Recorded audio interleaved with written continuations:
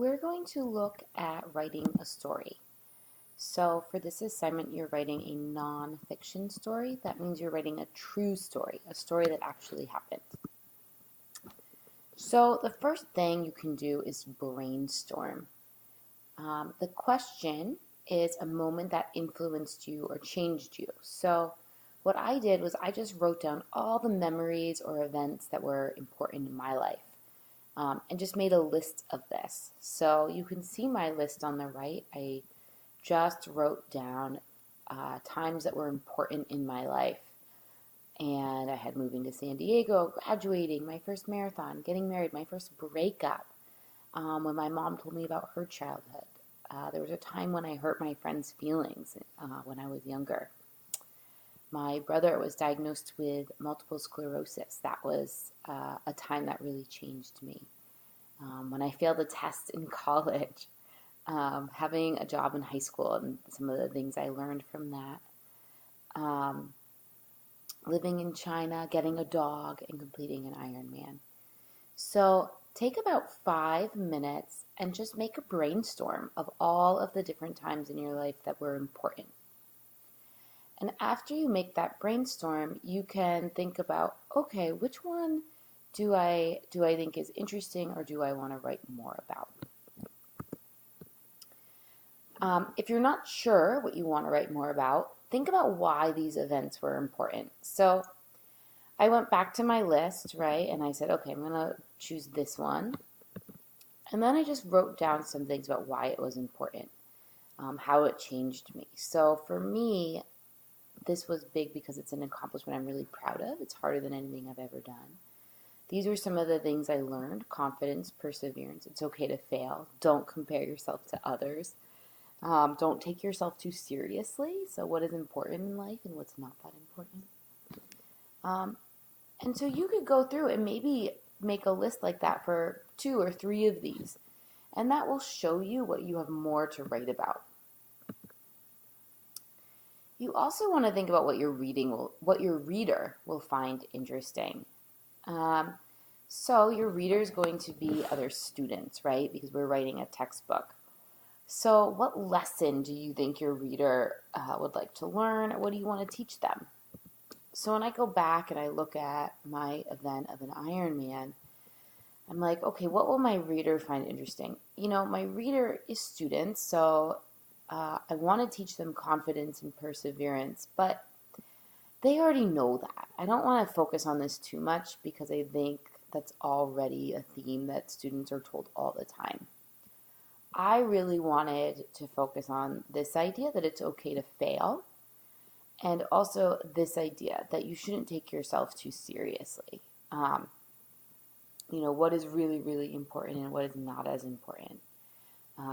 And maybe this too, don't compare yourself to others.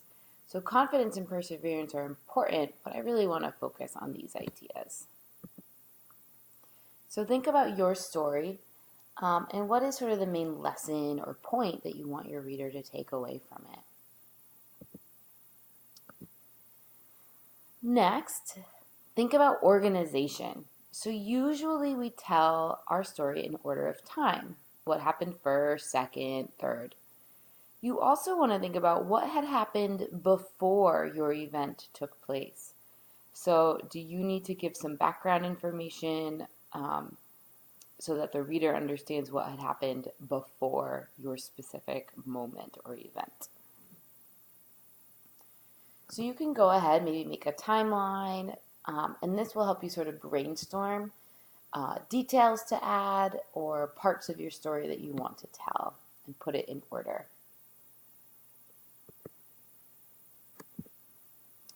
Starting your story. So when you start your story, this is important because this gets the reader's attention. So there are different ways to do this. You can start with the first event, right? If you're going to say it in time order, you just start with what happened first. You could also start with the ending or start with a hook. So let's look at some examples. In Amy Tan's Fish Cheeks, these are the first 2 paragraphs of her story. You notice in the first paragraph, she says, I fell in love with the minister's son the winter I turned 14. In this, you're really hooking the reader. You're getting the attention because the reader's thinking, who is Robert? They're also thinking, everyone loves a love story, right? Because she's talking about she's in love. We learn that the author is probably Chinese, right? She says he was not Chinese. And you're like, okay, maybe the author is Chinese. And we wonder why she wants an American nose. So the reader gets some information, but they're curious. They want to know more. Then the second part, she explains what happened before the story began. Her parents had invited Robert's family for dinner. The author was worried. So this is the beginning that Amy Tan uses. Walter Lamb started his story. During the day, I'm in America, in San Diego. But as soon as I get into my isolation by myself, my mind and everything is Uganda. So here, you're not really getting the story of his first day yet, right? But you're learning that, oh, this is interesting. Why is he thinking about Uganda? What is his life like here? You know, these words like isolation, being by yourself, this idea that during the day is different from when he's alone. So it kind of hooks the reader. And then he starts talking about his first day, and he does it in time order, right? I arrived around 10 in the evening. In my story, the Iron Man story, I started with the ending. So I say, I knew it would hurt. My whole body ached. Each muscle, even my skin, was tender and sore. When Lisa leaned in to give me a hug, I moved away and avoided it. So here, she's talking about after the Iron Man ending. So this is the end of the story, but I put it at the beginning. And this is to make the reader wonder, like, well, what happened before this? What brought you to this moment? What is she talking about? Her body aches, but she's happy? Like, what? What's happening? So think about how you want to start your story. What do you think would be a nice way to get the reader's attention and give them some information that they need? The next thing you want to think about is description. So people have different ideas about this. Some people like to write with lots and lots of detail and description, and some people don't. I want you to really think carefully about which parts of your story are important to describe. You don't need to add specific details and descriptions to everything, but what do you think you should explain or give details to make it more interesting for your reader? And for this, you want to think about show your reader, don't tell them. So over here you see, we have this book and see all of these images. We want our reader to picture the story in their mind. We want them to have a picture of it. So, for example, when you think of show, don't tell, Amy Tan in Fish Cheek says, the kitchen was filled with mounds of raw food, a slimy fish with bulging eyes, tofu, which looked like rubbery white sponges, a bowl with soaking fried fungus, a plate of squid, their backs crisscrossed with knife markings, so they resembled bicycle tires. So think about this description versus if she had just said, there was food in the kitchen, fish, tofu, fungus, and squid. Okay, here she's listing it, but over here she's really giving these detailed description. And it gives us this idea that, like, ew, that sounds gross, right? Because the way she's describing it, a slimy fish with bulging eyes. And this helps us feel the way the author felt. Walter Lamb, the only way we communicated was letters, and letters from here took about a month, and then letters from them another month, and that waiting period, you don't know what is going on. So he describes how long it took, whereas over here, the only way we communicate was letters, and letters took a long time. Okay, well, what does a long time mean? He explains at least 2 months. Here, I described my training schedules. On Tuesdays, I did this. On Wednesdays, I did sprints. On Thursdays, on Friday, on Saturday, on Sunday, on Monday. That's very different than if I just said, I trained a lot. It was really hard and I was tired. Nevertheless, I kept training. Right? So what does a lot mean? by giving some more description of how much I trained, it helps the reader see, oh man, that's a lot. That sounds tiring. Okay, and finally, ending your story. So really think about what final lesson or idea do you want your reader to remember? Um, and how do you want to state it? So Amy Tan, I thought, did a really nice job here. It wasn't until many years later, long after I had gotten over my crush on Robert, that I was able to fully appreciate her lesson and the true purpose behind her specific menu. For Christmas Eve that year, she had chosen all my favorite foods.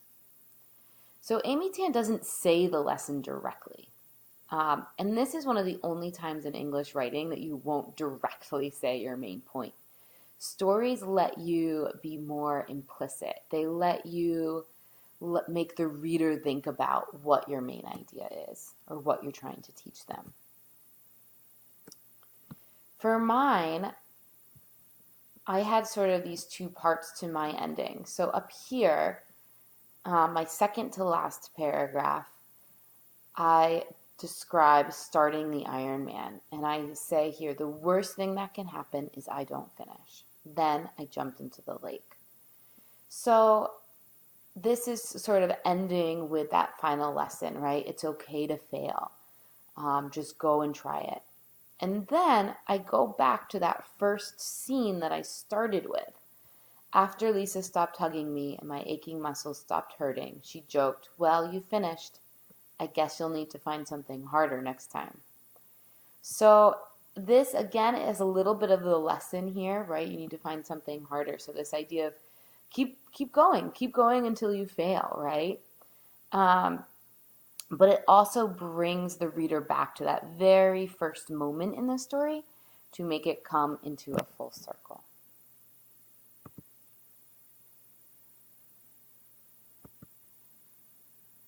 Here's just some notes on that. Whew, all right. That was a lot of information. And I want you to remember the most important part of writing, and that's revising. So you can go through all of these steps, start writing your story, and then you'll need to come back to it and write it again and revise it and make changes. So over here, I want us to look at this. Good writers don't write perfectly the first time. Good writers are writers who revise several times. Good writers are writers who get feedback from others. Good writers are writers who get frustrated, who think hard about it, and who keep making changes.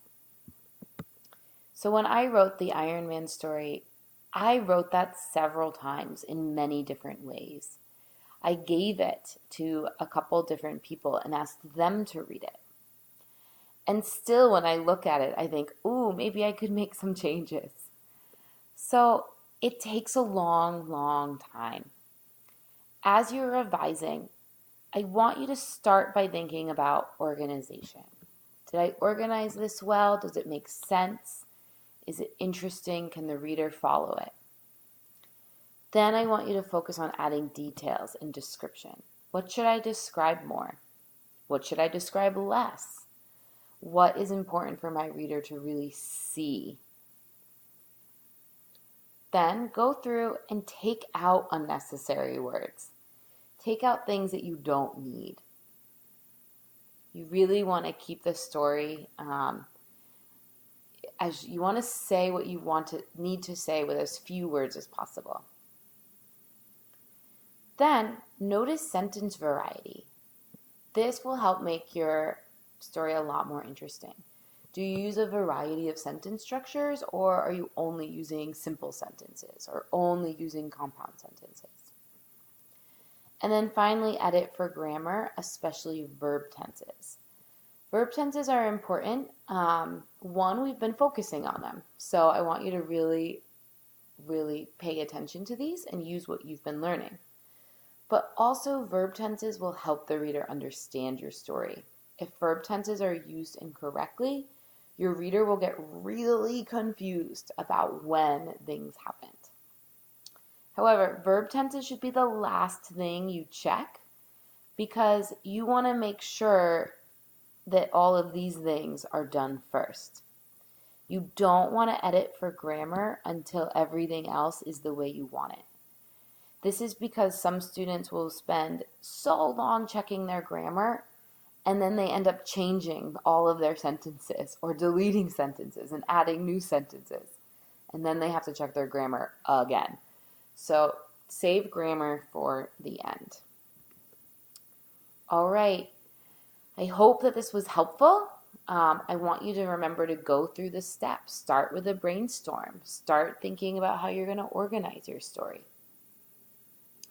And I'm really looking forward to reading these.